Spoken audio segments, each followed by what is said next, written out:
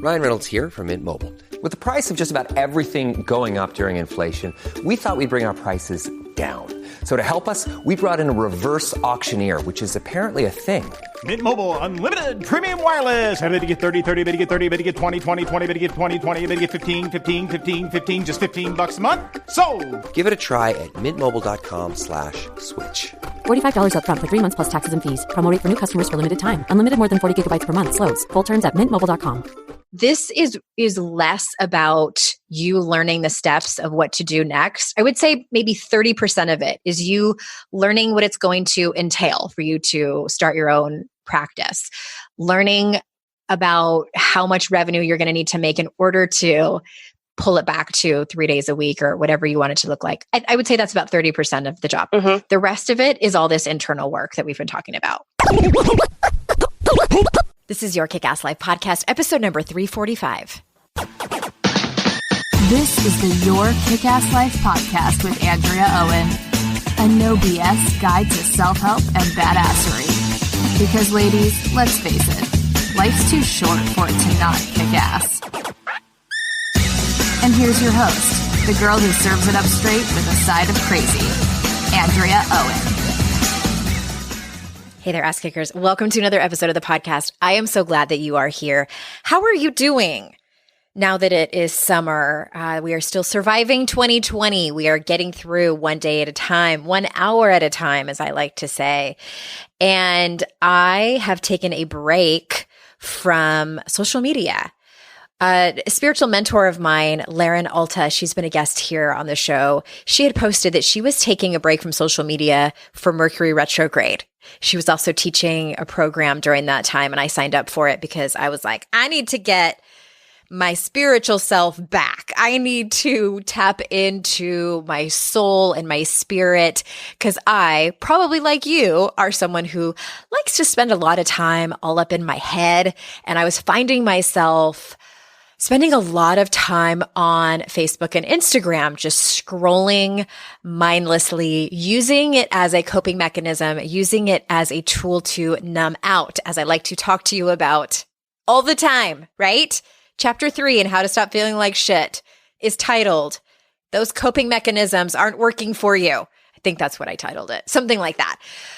But I tell you that not to beat myself up, but to tell you as a more of a confession in solidarity that we all still fall back on these ways of coping that don't serve us, that are sometimes unhealthy.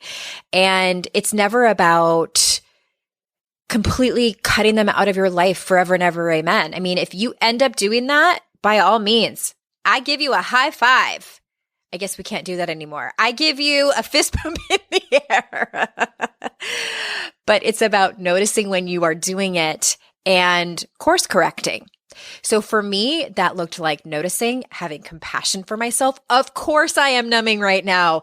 Of course I am trying to find a way to escape how challenging it is right now. And if I'm going to find a way to try to escape, that's really not what I want to do. So I deleted the apps from my phone. I have never been happier. No, I'm just kidding. It's not that dramatic, but it is really helpful.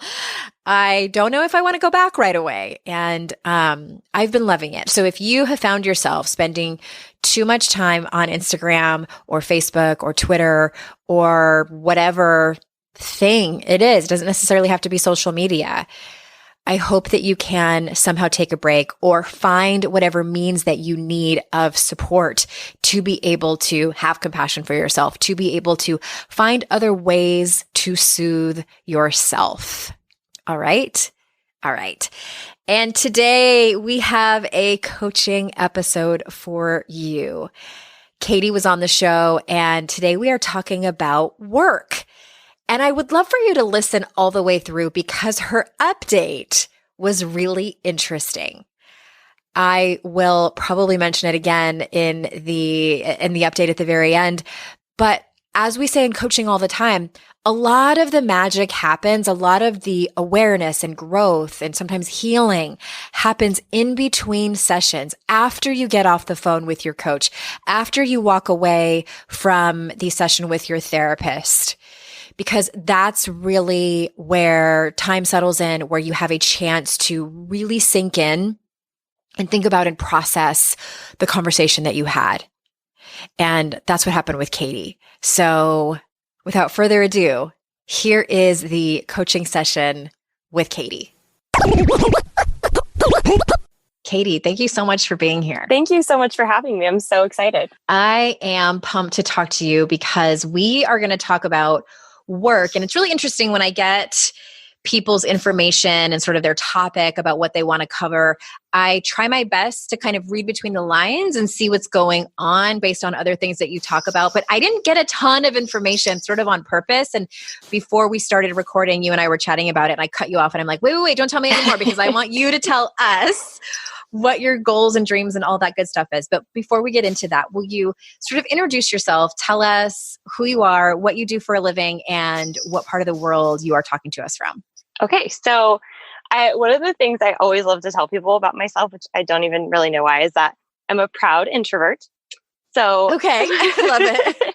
Well, no, I do love that because I think extroverts like get all the credit and like we need introverts. Yeah, like I recently, re-listened to Susan Cain's TED Talk and it's like introverts need to put themselves out into the world. So I'm a very proud introvert. And my greatest passions in life are being of service and inspiring change. So I'm a physical therapist and I'm blessed that I get to really fulfill both of those passions pretty much on a daily basis. So I've been a PT for about 2.5 years and I work primarily with the older adult population. And I practice in Henderson, Nevada, which is where I live and actually where I was born and raised. I live with my amazing boyfriend and our sweet mini Australian Shepherd, Blue. And in addition to loving my job, I'm also very creative and I love having all these side projects. So I love to write and to craft and to sew and to just kind of get a creative outlet and have some things that inspire me even outside of work. Yeah. Okay.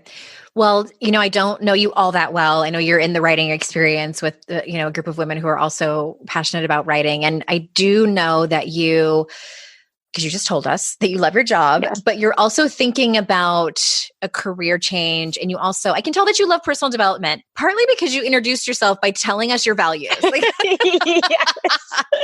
I love that so much. And, you're a listener of the podcast. And so tell us, when you found out that I was accepting applications for people to come on, what was the thing that pushed you to fill out an application and want to get coached on here? What do you want to change? So I am I'm a dreamer. I love setting goals and I love having goals for myself. And I was starting to realize that when I look back on all the goals that I've achieved in my life, they've all had very set timelines. So I've been a perfectionist and an overachiever for my whole life. And so I wanted to be valedictorian. So that came when I was a senior in high school. And then I wanted to go to PT school. So that came after undergrad. And I wanted a certain job. So that came after internships. And so I've always had these paths that I've worked really hard to get there, but they're kind of set paths. And now that I'm looking at my goals for my career, one of them is, even though I love my job, I want to work 3 times a week as a PT to be able to have more time for my creative projects and to be able to travel more and things like that. So I'm almost 3 years into my career and I'm thinking, okay, when do I make that move? And how do I know when to make that move? So I'm always inspired by those stories of people who are like, I quit my job and then I started my own business and now I'm a millionaire. Those great, don't we all wish we could be them stories? But I'm also a planner. And so I'm like, am I being inspired by those stories and throwing caution to the wind? Or is the water warm and I can jump in and I'm too afraid? Okay. Say that last part again, because I feel like that's really important. And also, I just want to acknowledge how self-aware you are in that. But it sounds like that's kind of where you're stuck. Yes. So, so can you repeat that? Yeah. So it's the idea is, am I inspired by these stories of people who just go all in? and I'm personally throwing caution to the wind, or is the water warm and the time is right and I'm too afraid to jump in? Too afraid to jump in. If you had to guess, which one do you think it is? Or do you think it's a little bit of both? I think it might be a little bit of both. And part of that is I was recently reading The Gifts of Imperfection, one of Brené Brown's books. And she talks about when she's ready to make, or when she's going to make a big decision, if she wants to make it quickly, that means she hasn't really sat down and done the planning. So I think there's a part of me that's like, I just want to know and I want to do it. And then there's another part of me that's like, I do love my job and I'm comfortable and why change? Sure. So I think I'm fighting with those sides. I have so many questions. Okay. Well, I'm curious, like the first question that came to my mind was, what is different about this goal? Because you kind of listed all these different goals. Like I wanted to be valedictorian and I did that. I wanted to go to grad school, the career, like you kind of ticked all those things. Is this decision different from that? I don't know, I guess. I haven't thought about that way. I think it's because when I think of my work life, even starting out at 16, I like to do stuff. So I like to work and I like to have a job over the summer or whatever, but it always had a definitive ending, right? So summertime job, go back to school, pick it back up in the summer again. Or I finished grad school, had a little job for a time, and now I'm going to my career. So that ended. So I think that one of the big differences in this is that it's a goal where I'm not going to get to have that, oh, this job ended and now you can naturally move on. I need to kind of make that decision for myself. Okay. So it also sounds like if and when you make this decision, the actual task is a long game. Yeah. Rather than grad school is X amount of years. Yes.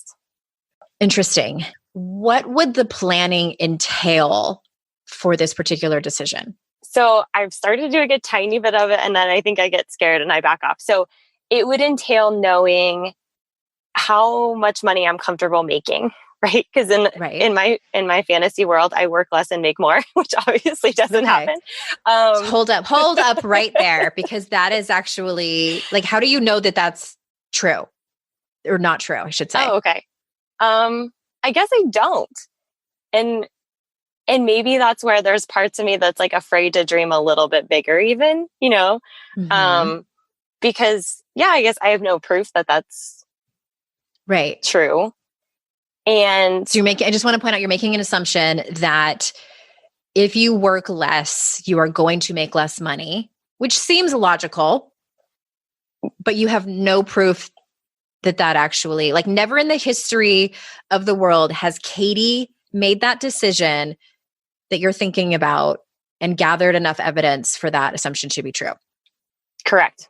Yeah. Okay. All right. So what else have you done for planning or thought about planning that makes you scared? So I've also reached out to one of my really good mentors, that was like my gold star. I was so proud of myself because I'm not someone that likes to, for as ambitious as I am, I tend to hold my goals internally. Because as soon as they come out of my mouth, I'm like, oh, now I have to do it. Like I just put pressure on myself. So I reached out to one of my mentors and she got me in contact with some people in different areas of my field, basically. So I've reached out to them and kind of been like, hey, what did you do to get to where you are? And do you have any suggestions for me? As in, what kind of continuing education classes could I take right now? Obviously, the world's a little crazy, so I can't go shadow different fields. And also ideas like home health is something that I'm kind of interested in. And so I reached out to a guy who does primarily home health and just kind of got an idea of what his schedule looks like. So could my schedule look like that? And those kinds of things. Just mostly reaching out to people and seeing what they do. Okay. Well, fantastic. That's amazing that you've even taken that step. Were you inspired by the information that you gathered from that? I was, and I was also scared by it. Why is that? So when I talked to the gentleman who does home health, for example, he said, talked about how much he loved his job and the flexibility of it and all those things that I'm like, yes, that's sign me up. And then he's like, but keep in mind, there's a lot of home health agencies that are not necessarily on the right side of the moral spectrum. So you have to be careful of that, or you have to really know people in the field to get your foot in the door. And you might have to take a per diem job on top of your full-time job to have that experience. So it's all these things that I go, oh shoot, maybe I'm behind, or maybe I can't do this. Mm-hmm. Okay. And then it sounds like your inner critic really likes to attach onto those things. Yes.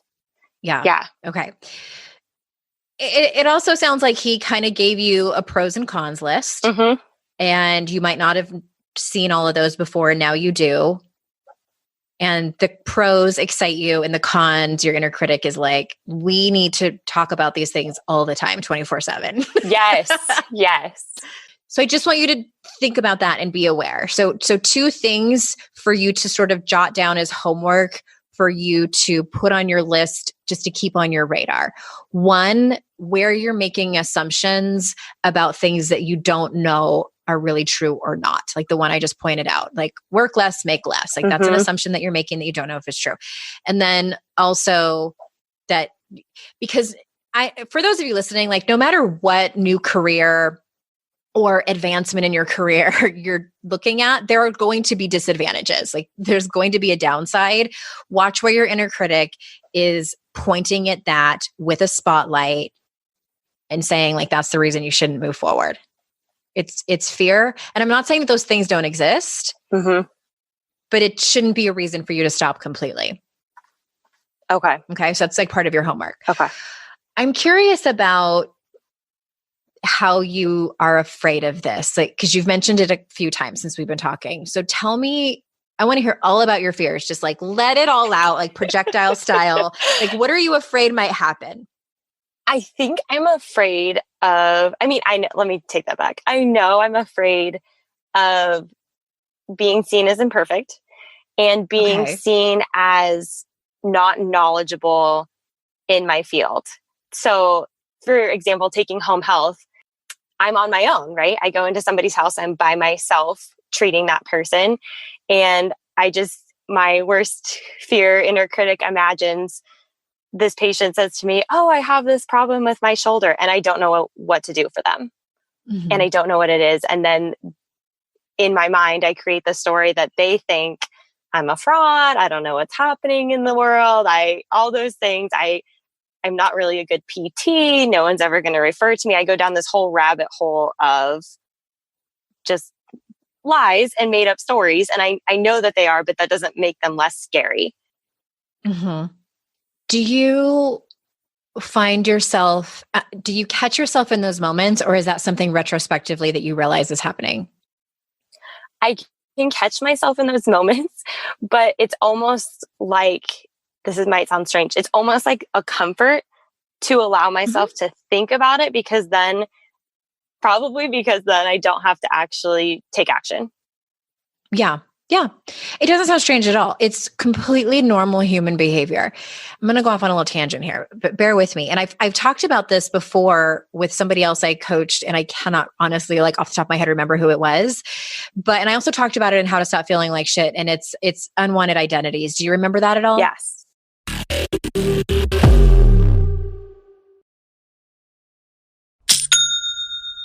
Shopify's already taken the cash register online, helping millions sell billions around the world. But did you know that Shopify can do the same thing at your retail store? Give your point of sale system a serious upgrade with Shopify.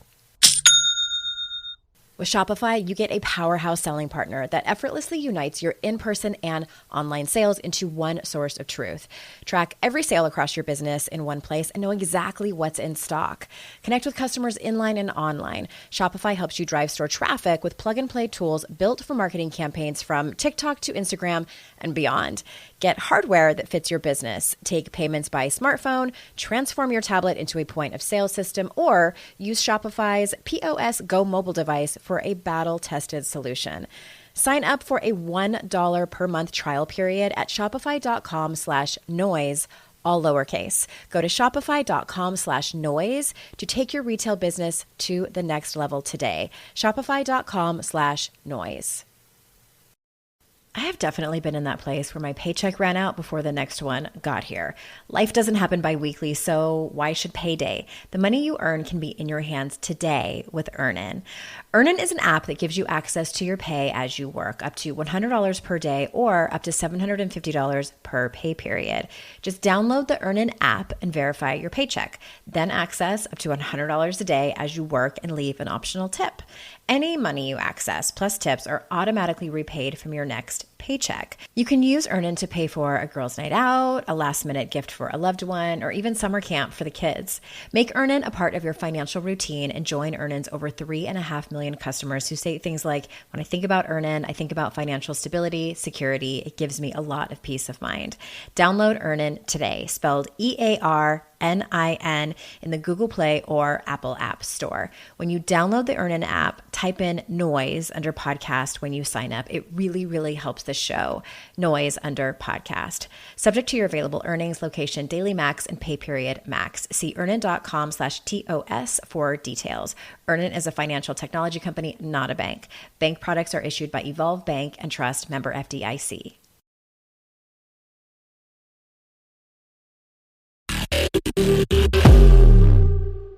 So, I'm going to quiz you. Oh, no. Do you remember? And if you don't know, it's totally fine. I obviously don't mind talking about it, but it has to do with shame. Do you remember what the connection is to shame and your unwanted identities? Okay, I'm just going to take a guess that shame is, okay, this might be totally in a different direction, but the idea that shame is controlling my life without me realizing it. Is it something like that? Part of it. Yes. So and actually that's the foundation. So, and I love that you said that, because for people who might have forgotten or are new to this work, what Brené Brown says about unwanted identities and just shame in general is that whether you know it or not, shame is running your life. Because when people think about shame work, they often think about like when we are shamed, whether someone means to do it or not, like that's when shame is happening. But especially with the women in my community, the women that listen to this podcast, women that read my books, they are a lot like you have described, confessed perfectionists, overachievers. And that points to shame, because when we are in our perfectionism, when we are like hyperachieving, then we are doing it to try to avoid shame. Mm-hmm. That's how shame is running our lives. Does that make sense? Yes. Okay. So when you just mentioned that your fears, and I love that it was the first fears that came out of your mouth too. I mean, I love it, but I don't love it. Yeah. But I love it because it points to this, because you are afraid of being seen as not perfect. You're afraid of being seen as not knowledgeable. You said you are worried that someone's going to bring you their ailment and you're not going to immediately know what the problem is. And what I have people do when we do this work privately or in the mentorship, the group that I teach this in, and keep in mind, everybody, this comes from, I'm pretty sure she talks about it in Daring Greatly, Brené Brown's book, and all these links will be in the show notes. But I take people through this exercise, and of all the modules that I teach, like this one is probably my favorite, because this can change your life when you become aware of it. And I'm glad that you're on the up and up and you understand when this is happening. So I would tell people to break down different areas of your life, because it's too big to do it with your entire life. Mm-hmm. But we all have unwanted identities, ways that we would never want to be perceived by other people. You have these identities in your romantic relationships. You have them at work. You have them with your friendships. You have them with your parents. You have them in all the different hats that you wear, all your different identities. You have them. You also have ideal identities, the way that you want to be seen by others. And this is where perfectionism is born. Because we are human, and because we cannot control how other people see us or judge us, or sometimes criticize us out loud, or, just to themselves by looks that they give us, because we can't control that, we inevitably will fall into these unwanted identities. Someone in your career is going to think that you are not perfect. Someone is going to think that you don't know as much as they originally thought that you did. Someone is going to be disappointed that you couldn't name their ailment right when they told you about it. You have no control over that. So what happens when we fall into one of these unwanted identities or think we're in one, because sometimes we don't even know, then instead of practicing what we call shame resilience by having self-compassion, by, talking about it to other people, we try harder to be perfect. Mm-hmm. And it becomes this cycle that we can't win. Yes. So that's what's happening. Yeah. And you're totally normal. And I love also that you said that you do find some comfort in it. All that is your brain. It's a pattern that's been created that you're so used to. I call that like getting comfortable with being uncomfortable. Yeah. Somehow we end up there. So the solution, I'm actually going to ask you, what do you think would be a good solution in terms of just sort of walking yourself through these fears? So in general, or for this like specific, like taking that specific example? Let's use this specific example. Okay. I could rely on instead of imagining it, the worst case scenario, I could take myself a step back and think of a time where I was in a moment where I didn't necessarily know what to do right off the top of my head and how I worked my way through it. So it's funny because I always tell myself this, even though I don't necessarily lead with it in my brain, is that usually the patients that like quote unquote scare me are the ones that I feel like I have the best success with. So they're the ones that I didn't know what I was doing and I just stuck with them and we tried things and we figured out what worked and all those things. So I think using those examples would be something that's probably of benefit to me especially because I love thinking and brainstorming. It's like, let's just pull it back to oh yeah, there was a time you experienced this and you worked through it. Okay. I love that. So you're actually relying on evidence that you can survive worst case scenario. Mm-hmm. Yeah. Okay. I love that. I would love for you to do that, as well as how is your self-compassion in moments like that? Oh, it varies. It wavers. Okay. I wouldn't say I would say I'm better at giving myself self-compassion if an issue actually occurs. So let's say someone did call me out and I felt embarrassed. Mm-hmm. I am actually better at being like, okay, like you were embarrassed and that happened. And I don't know if it's because it happened. And so I know I need to move on from it. And if I'm just making it up in my head, I need to try to problem solve it. But I'm better at self-compassion if something actually does occur. So I'll give myself credit for that.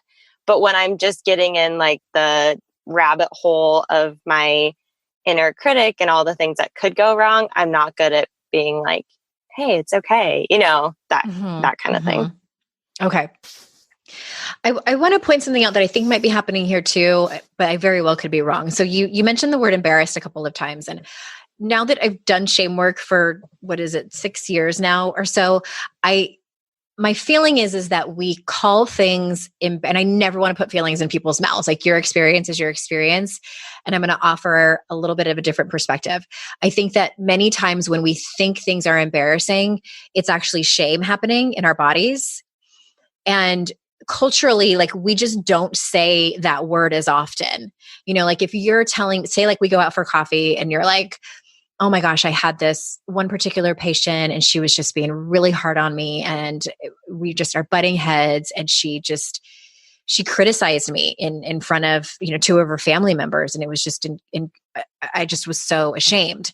Like that would kind of surprise me if it came out of your mouth, like rather than you saying I was so embarrassed. Yeah. Do you know what I mean? It's just not as part of our vernacular as the word embarrassed. And so I'm not saying I think you should use the word ashamed to replace the word embarrassed, even if it's just privately for you, that you understand that that's probably what's happening in your body more so than embarrassment. Because embarrassment is defined more so as something that we readily admit and understand, consciously know that this is something that happens to everyone. I know very quickly I'm going to laugh about this. So it's reserved more for things like you had toilet paper on your shoe and you walked out of the bathroom, or, even like you accidentally burp louder than you thought it was going to be after you drink like a 7-Up. Do you know what I mean? Exactly. You're like, that's embarrassing, right? But that it happens to everyone. And so shame is more of a feeling like where you feel very alone. And do you know, can you understand the difference like in your own mind? Yes. So, Okay. and what I think part of that might be for me is that I struggle to feel my feelings. So Okay. I am someone that if I'm sad, I'll switch to angry because that's control. I can control that. So I think where shame comes in is like, oh, that's deep. That means I was hurt. That really happened and that impacted me, and it created this experience, and that makes me vulnerable. And so I think that I try to throw the word embarrassed at it, even if it's subconscious. I try to throw the word embarrassed at it to make it sound like it's fleeting, no big deal. To minimize it. Yeah. Mm-hmm. Okay. I'm really glad that you know that about yourself. I also don't want to be dismissive of anger. Have you ever taken the Enneagram? Yes. What are I'm you? a 3. What number are you? You're a 3. Okay. So 3s are similar to 8s, and I'm an 8. And I do know, like, I know, like, really hey, and if anybody listening knows an expert on Enneagram that would like to come on the podcast, please message us, because I want an expert to come on. But what I do know is that we all handle our feelings differently, and some Enneagram numbers can pull anger really quickly. And it sometimes doesn't matter about the Enneagram. I think that anger is what they call in psychology a secondary emotion. And typically there's something underneath it, which is a lot of times hurt. Mm-hmm. I don't want you to think that you're wrong for feeling angry, but I would encourage you to consciously know that what's really happening is that you're hurt or ashamed. Is that fair? Yeah, definitely. Okay. I'm also curious for you to tell me a little bit more about how you don't feel your feelings. Can you say a little bit more about that? Yeah. So part of this, I think, is through trying to, like you said, I totally love self-help. And I try to put in the work and not just listen to the podcasts or read the books. And I try to do the work myself. And I'm also going through this writing journey and just realizing that when, for example, I'm writing about something and I'm frustrated, and I know I'm getting frustrated, and instead of just stopping and allowing myself to just feel frustrated and feel maybe disappointed even, or that I'm having a moment of difficulty or struggle, I just try to push through it. I'm like, okay, if I can fix it before I let myself feel frustrated, I won't be frustrated anymore. And then of course it just makes everything harder. It makes everything worse because pushing through it is not really what I need. I just need to take a step back and allow myself to feel that way. Mm-hmm. What do you think about, because I know you love to write, what do you think about writing a letter to each of the feelings that you don't want to feel? That's a good idea. What comes up when I give you that assignment? I think I have a lot of letters to write. Maybe it could just be one letter and a couple of paragraphs to each one. Really, you do it however you want. And my invitation for you is to not stop if one particular feeling is more free flowing than the other. Okay. Yeah, I like that, because I think that would be cathartic for me because even when you ask, can you talk a little bit more about not feeling your feelings? I know I can talk a little bit about it, but I think it's just still at the surface. I've recognized it, but I haven't dug deep enough to really know, like, why is that? What's going on there that's causing me to feel like I can't feel? Yeah. And I love that you just even asked that question. Like, why is that? Like, if you could get curious about your own stuff, all of you listening, like if you can get curious about why it is that you want to push through something instead of feeling frustrated, like what is it about, you're basically coaching yourself, say, asking questions like, what is it about frustration that is so uncomfortable for me? What am I afraid might happen if I actually feel frustrated? Is there some particular action I'm afraid I might take or not take? Yeah. Those types of questions. Because where I want this to circle back to the topic is about your fear around this step that you want to take in your business. And at the end of the day, honestly, Katie, what this might boil down to, it's similar to a few women that I've had on the show. I'm thinking of Rachel in particular. I think I've had two Rachels on, but the Rachel who was, it was from, I think, the fall of last year, where she works in theater and production and was taking steps in her career. And for her, it was an obvious upper limit issue. And I think that that's what's at play here for you. What do you think? I think so, because there is a part of me that knows when I take this step forward, right, which would include leaving my current job whenever, if ever that happens, right? Taking that step forward, people are going to notice. And so once people notice, it's like, what is that going to mean? Like, can I handle people wanting to follow me and ask for me advice? Or can I handle if it doesn't work out and I have to go a different direction? So kind of, I'm limiting myself because of the fear of maybe being successful is a big fear in there too.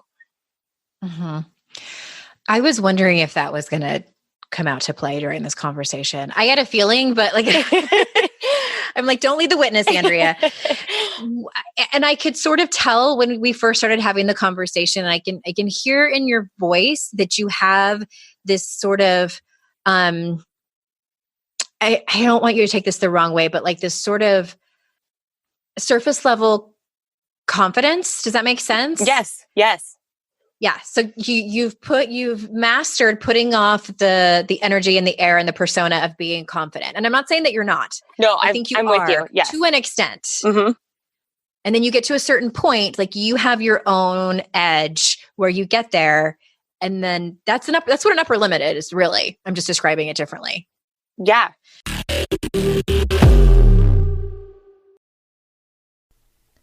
It's hard to find a great mentor who can help me level up. My dream mentor, Shonda Rhimes.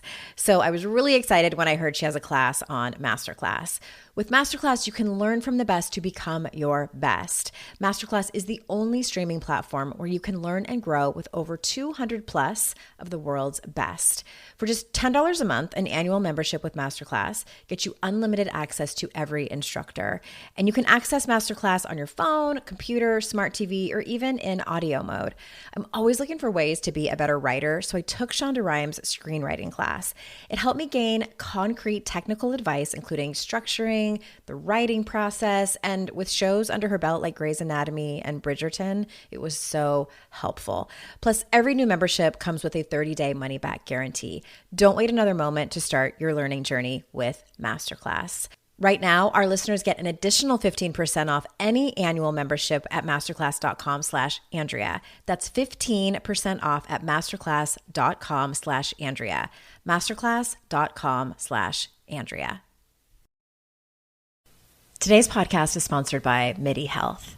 Ladies, are you over 40 like me and dealing with hot flashes, insomnia, brain fog, moodiness, some vaginal dryness, or weight gain?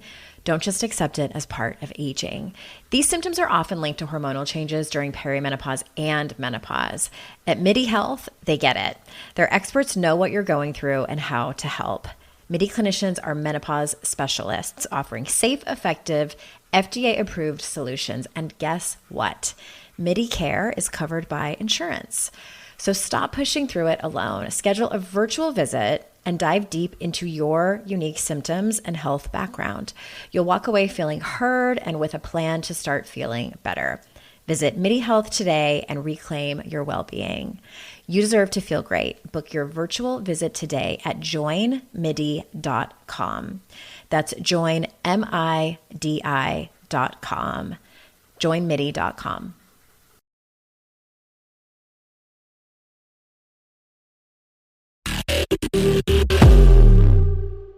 I also think you're pointing to something really interesting that I want to point out selfishly, because this is what a large part of my third book is about, and that it's about women stepping into the next level of their life, the next level of their career, the next level of their relationship. We see that as extremely vulnerable because we have grown up in a culture that tells us to not be seen in that way. Like, no, the spotlight is not for you. Don't be too big for your britches. Don't be conceited. Don't act like you're so Does that resonate at all? Yes. Yeah. Because there are consequences. Exactly. And you named them. Yeah. Yeah. People are going to be watching me. And I'm the introvert. I'm the proud introvert who likes to just do my own thing and be in my own corner. And not that I don't love people, but I want to be able to fail quietly if I fail. Interesting. Is anything happening in your body as we talk about this particular thing? I feel like I'm getting hot. Okay. Yeah. And it's just, something's definitely rising up from this, because I've obviously thought a lot about like, what do I want to do next? And what are those steps? But not necessarily a deeper why not. Not necessarily a deeper why not. So if you had to answer that question now, what do you think the answer is? Why not? I mean, I think the global answer is still fear. But I think it's bigger than I realized initially. It's not just fear of failure. It's fear of being seen. Yeah. Fear of being seen. I get it. And like, woman to woman, it infuriates me that we have to fucking deal with this shit. Like, it does. Right. And as a coach, I think I'm gonna talk like for a second on a practical level. You will get to a point, like, as someone who has personal experience with jumping into a career that I had really no idea what I was doing, and did the same steps that you did, talked to some people who had done it before me and was afraid and like took these little steps. There were times where I encountered new big things and I didn't know how to handle it. Because you mentioned, like, will I be able to handle it? Like, will I be able to be in the spotlight, afraid of being noticed? Like, that is going to happen. Like, you are going to get to the place where you're noticed more, where you might not be able to do something and you have to figure it out on your own, or you make a mistake on your taxes, or, all these different things. And I promise you that you will be able to deal with it. No one ever died from not being able to handle a personal situation. I mean, unless you owe like loan sharks money, which I don't think that's the direction you're going down. But like, we make up these stories. Our brains go into these fear pathways where we are so afraid of what might happen. It feels insurmountable, physically, mentally, emotionally. So we just shut it down. Okay. But I promise you, it's not always going to be smooth sailing, and you also will be able to handle it. Like, I believe in you. I believe that about you based on your past and what you've accomplished. So like, let's put that aside on a practical level. This is less about you learning the steps of what to do next. I would say maybe 30% of it is you learning what it's going to entail for you to start your own practice, learning about how much revenue you're going to need to make in order to pull it back to 3 days a week or whatever you want it to look like. I would say that's about 30% of the job. The rest of it is all this internal work that we've been talking about. Do you believe me? Yes, I do. Because it's okay. That's what's stopping me. It's okay if you don't. Because a lot of people don't believe me. That's totally what's stopping me from taking a next step. And even when you talked about our brain kind of shutting us down and the idea of fight or flight, I'm totally a freeze. That is my go-to. Yeah. And so that's fight, flight, or freeze. Yeah, I'm stuck in freeze right now, I think. And you know what? I want to also remind you that this is like, freezing and being stuck is a normal part of the process. You're not constantly in motion. I also like to remind myself that humans are a lot like the earth, and we have seasons, right? Maybe you're in a winter right now. That's totally fine. Like, I've spent like an entire year in a winter before, and I've had like my colleagues like tap me on the shoulder and be like, okay, girl, like this has been a nice long break. You've been resting on your laurels, because springtime can be really scary. Yeah. What do you think would help you? I know I've given you like several assignments. Can you think of anything else based on what we've just talked about that maybe that's important in your personal life that I might not know about? that would be helpful for you to take the next step? I think that I need to, because I'm someone who I know I'll do whatever I set out to do. But I like I said, to fail quietly, or however you want to say that, not to be pessimistic, but I want to keep my goals to myself. And I think if I get into the practice of being more open about my goals and sharing them, I'll find that people are actually more supportive. And that might be helpful for me to realize, like, oh, like, I'm not crazy for wanting to try this, because that's probably another level. Or realizing that even if people don't get it, doesn't mean I can't do it. So I think that might be helpful, is to start sharing things, and forcing myself to do that, even though it's a little bit against my default setting. Okay. Yes. I love that. Are you a part of like a PT network, or even like Chamber of Commerce, like entrepreneurs or anything like that? Yeah, I'm part of the APTA. So for the national and Nevada chapters. And then I also recently joined it's called ITA, the Independent Therapist Association, which is an online forum. Oh, okay. My invitation for you is to find, because I'm always excited when people want to share their goals, but also a little bit hesitant, because this is about sharing with the right people. I know that you said like they might not understand it, but at least they'll be supportive. That's great. That's a great start. I also want you to intentionally try to find people who both are supportive and understand it. So that's where like a mastermind will come in. So it's people that are interested in the same goals that you do. And maybe it's not physical therapy. It might be like a therapist or a counselor or something that works at a hospital who wants to go out on their own. Like you're finding people sort of within either the service industry or the wellness service industry who do something similar that have the same goals. Okay. Try to find them on some kind of online forum. That's one great thing about, living in 2020, is that technology is on our side here, and you be the sort of catalyst of starting this group. It can be like all women if you wanted to, it doesn't have to be, but 4 to 6 other people where you meet regularly, even if it's just like your own little Facebook group or text, or you meet on Zoom or something, to where you can mastermind together to help each other out. How does that sound or feel with your current schedule and everything going on? It sounds totally doable. It sounds a little bit scary, but then I'm like, that's what I need right now. Is like, that's a good first step, I think. Yeah. I don't even know if we mentioned like that I think we did in the very beginning. I'm like, I feel like we've gone on this long walk together, but your whole point is that you want to be able to start your own private practice in physical therapy, right? Whether it's home health or. Yeah. Kind of just be my own boss, be in control. Exactly. Stay in the same industry, but be your own boss. And I can tell you from someone who has done that, like you need to have people who understand what that actually looks like leaving a company who provides a steady paycheck like that. It's super exciting and it's really vulnerable, and it has its own challenges and mindset necessities that you're going to need specific people in your corner.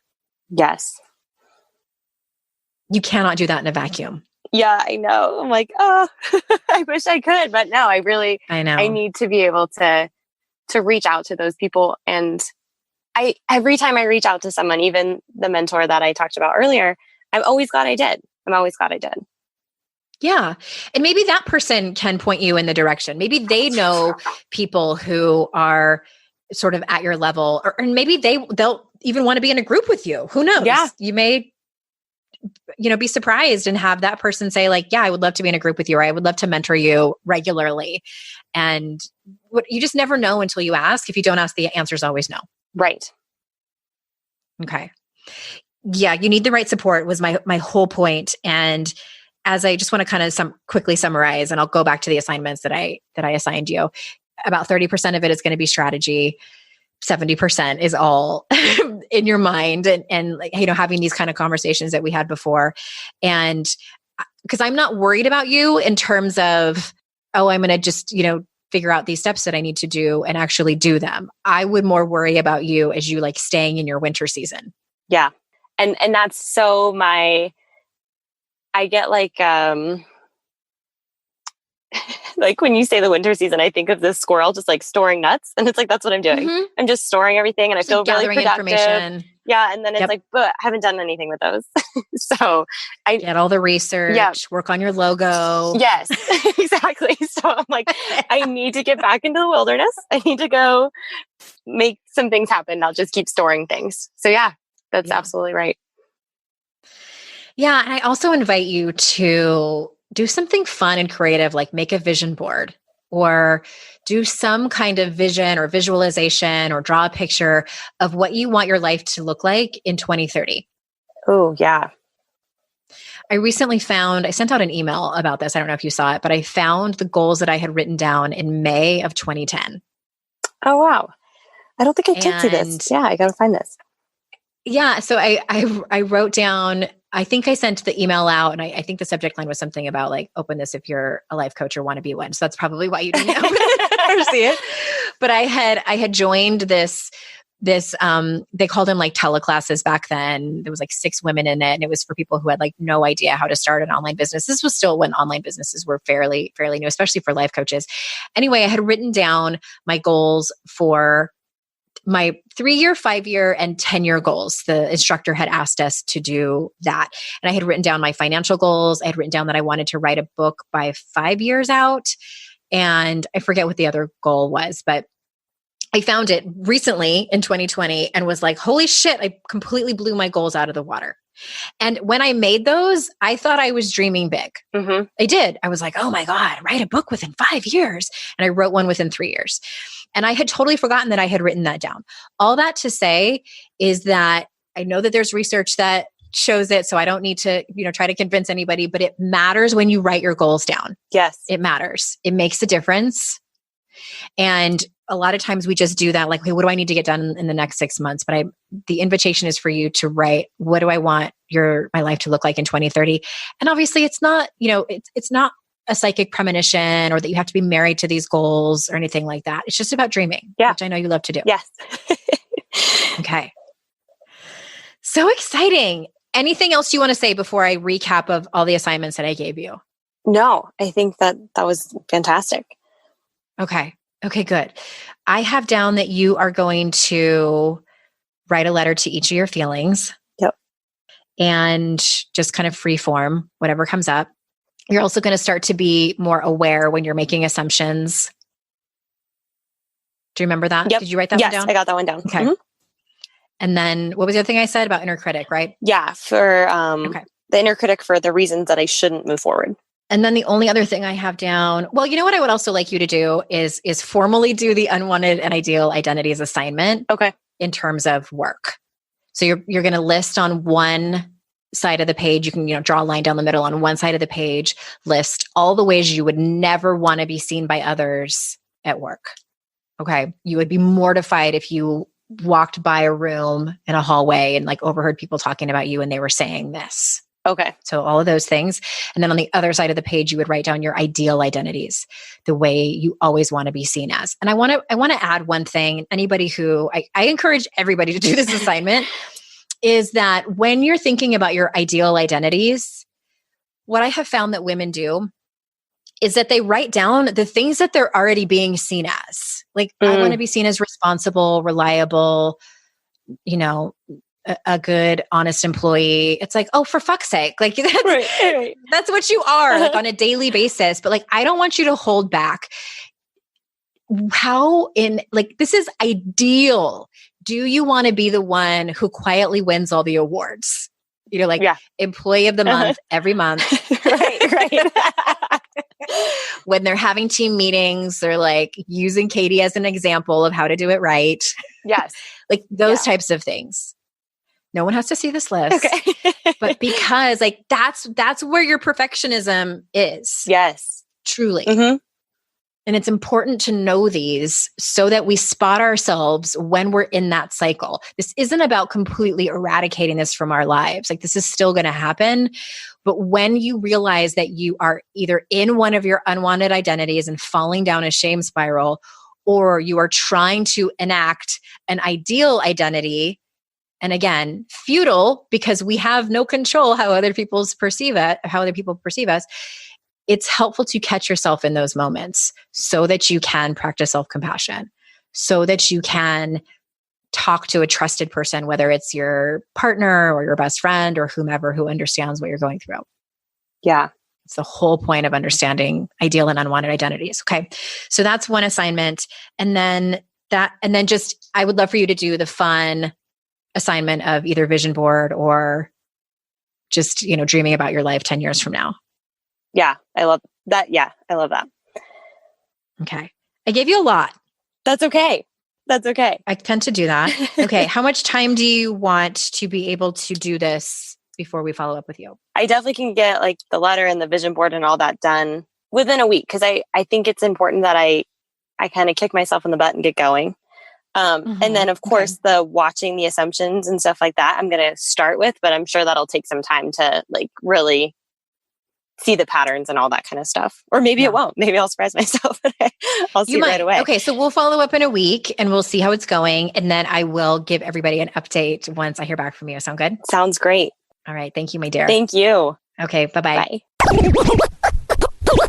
All right, everyone, we're back. What did you think? Did you see parts of yourself in Katie? I hope that you did, even if you might not be going through the same challenges that she's facing right now or be in the same industry as her, but I hope that you saw parts of yourself in her that you could relate, even if it was just in a small way. So I'm going to read to you her update. She did all of her assignments within a few weeks. And at the very end, when I'm done reading her update, I'm going to point out a couple of things that I wanted to highlight to talk to you about. All right. Katie says, wow, I didn't realize how much I needed these assignments until I did them. Thank you so much, Andrea. The first thing I did was my vision board, which was very enlightening. When I finished it, I realized the majority of it consisted of goals for family, travel, publishing books, and creative projects. Therapy was still represented, but it was minor. At first, when I noticed this, I panicked. My inner critic, which I did recognize as such, told me things like, you have to put more on your vision board about being a physical therapist. You just did a whole podcast episode about opening your own business. There was a part of me that wanted to add more physical therapy stuff because my inner critic told me to. But I realized I was making the assumption that being a physical therapist was the only thing that made my life purposeful and what people considered me good at. I previously thought my inner critic was preventing me from moving forward as a therapist, but now I think she may actually be preventing me from moving forward in my other endeavors. My thought is I'm holding onto an assumption that because I'm not quote unquote qualified in writing or creating, I can't really pursue those goals. After stepping away from the vision board for a while, I came to understand that I may not want to go into business for myself in the physical therapy arena, but I do want my career to allow me the flexibility to be a good therapist and everything else I want to be, from traveler to author. That may mean becoming an independent contractor someday, or it may mean just shifting to another area within the field. Before this assignment, I was stuck with the belief and assumption that once I declared a goal, I absolutely had to follow through with it, even if it wasn't serving me. I know now that's not true. Even though it may be difficult for me to let go of what I thought was my goal, I recognize that permission to pursue those things. So that's what I'm doing. As part of my permission slip, I started making aprons, which I'm going to sell on my Etsy shop that I decided I'm going to open this week. I also did the ideal and unwanted identities, which focused on how I want to be perceived at work, and wrote a letter to my feelings, which was also extremely helpful. I realized I was being so harsh on my feelings, pushing them away when really they are there to help me. They want me to be a complete person and live a wholehearted life. Once again, I know it will all take time, but I'm actively working on allowing my feelings to just be and not to control them so much. Although I think I'm shifting gears from my initial start a business goal, I started researching how to form a mastermind, and I'm seeking out members through some of the physical therapy forums I am already a part of. I know that there are many therapists who have changed career paths within the field or are looking to do so, and I think their support will be instrumental to my success. I'm excited to be able to share my ideas, struggles, and triumphs with a group of people who really understand and can support me in my growth. All right. My face hurts. I'm smiling so hard. I want to point out a couple of things. I love that she started with the fun assignment, which was the vision board. And I want to, again, like I talked about in the intro, emphasize that the work happens in between the sessions.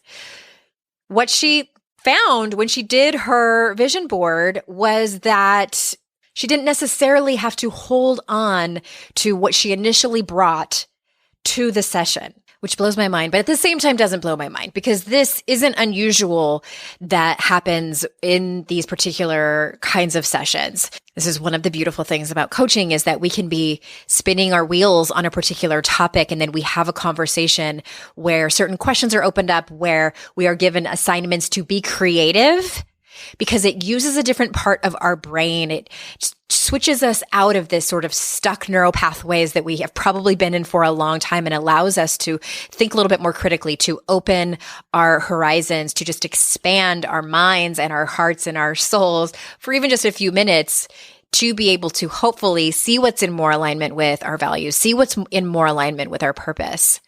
All right. And the next thing I want to point out is that she says, I realized I was being so harsh on my feelings, pushing them away, when really they are here to help me. And, and then at the end of that, she says, I'm working on allowing my feelings to just be and not trying to control them so much. Applause, applause, applause for that. I hope that all of you can take that to heart as well. Your feelings, our feelings, are merely our body's way of processing information. They are our body's way of taking care of us, getting us back to that place of homeostasis, even though we feel like feeling our feelings takes us way out of homeostasis, right? Chapter, I think 3 or 4, and How to Stop Feeling Like Shit. I talk about that a lot. Yeah, it's chapter 3. Okay, I got that right.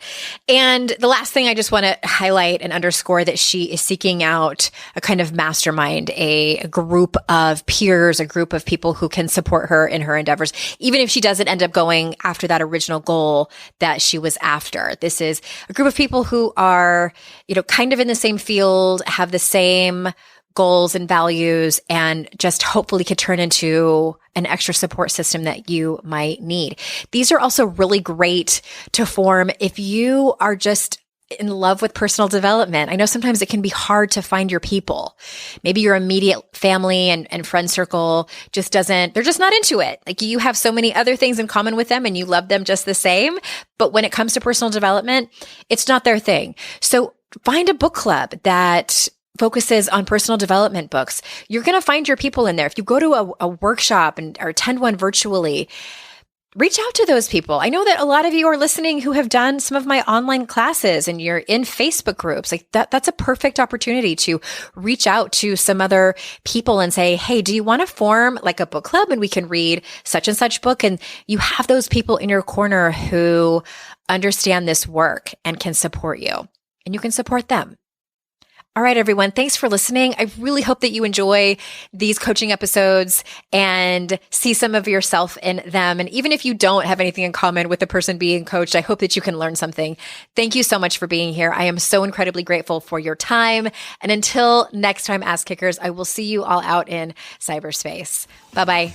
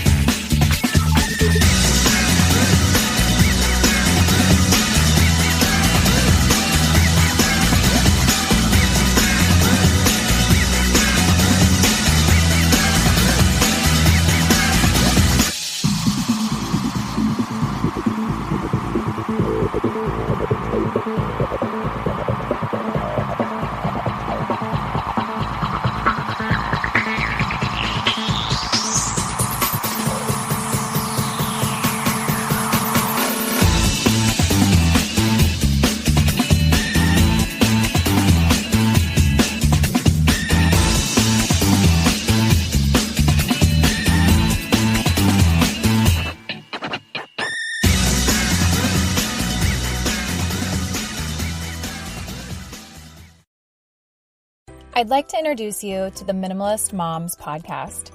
It's hard enough being a mom, and the last thing you need is stress from too much stuff and an overcrowded schedule.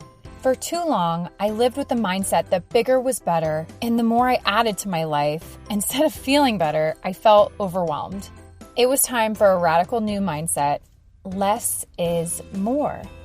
I'm not into extremes. I didn't throw everything away.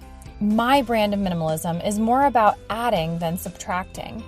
Get rid of the excess to make room for what you love. In other words, it's about living life with purpose. I hope you'll listen in, and my guest and myself can inspire you to think more and do with less. The Minimalist Moms podcast, available wherever you listen to podcasts.